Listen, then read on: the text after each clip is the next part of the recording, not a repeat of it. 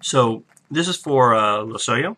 I had some thoughts on this issue and wasn't able to get on the blog TV last night, but that's all right. It got really crazy. So I'm taking your back on this, and I didn't think that I would, but here's my analysis of the subject. Tim O'Brien wrote an excellent book about his experiences in Vietnam called The Things They Carried. And he has a portion where he talks about true stories. And he presents this argument that when you have a true story, and how you can distinguish a true story, is that you wouldn't feel cheated if it didn't actually happen. You know and can identify a true story by the fact that it resonates. It carries its message whether or not it was real. And if everyone found out that it wasn't real, they'd still stop and go, but it was a good story.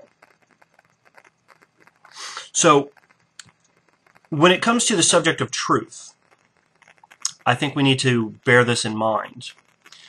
Just like the subject of love, in the English language, we just don't really have enough terms. So, like love, we don't distinguish between the platonic and the erotic, and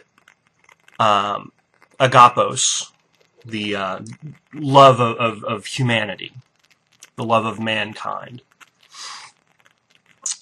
Similarly, when we talk about truth, we don't generally make the distinction between a personal truth, a spiritual truth, a scientific truth.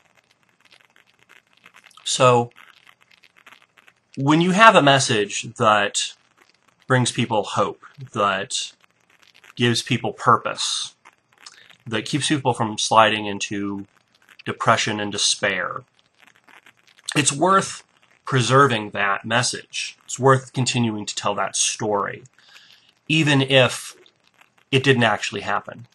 Even if that literal or historic truth isn't there. If the spiritual and personal truth is, then it's still worth telling the story.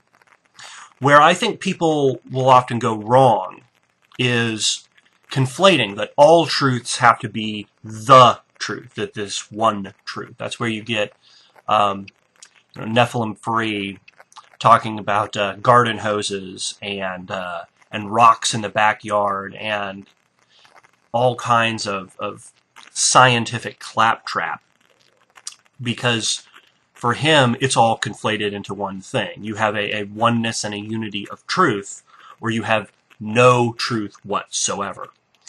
And well, the truth of the matter is that you can have multiple opinions. You can have multiple truths stacked up on each other, those that are simultaneously true. One of the issues that came up in the blog TV was this question of, if you disapprove of something that someone has done, do you also disapprove of the person? And the answer is not necessarily. Because if you like them, what it is you like about them is still true. But what you dislike about them, what they've done, is true as well. These are conflicting, but they're not exclusive truths. So, those are my thoughts on the issue. Like I said, I didn't expect when I started off that I would take your back on this, because truth, including harsh truths, very much a central part of my beliefs, of my value and moral structure. But I think the way you're approaching this question, what you mean by truth in this case, I think fits into this context. And so, in that sense, if you have a story that you think is spiritually and personally true, then it's worth preserving. even if it is scientifically or historically disproven. All right, that's it for now. I'm Friendo.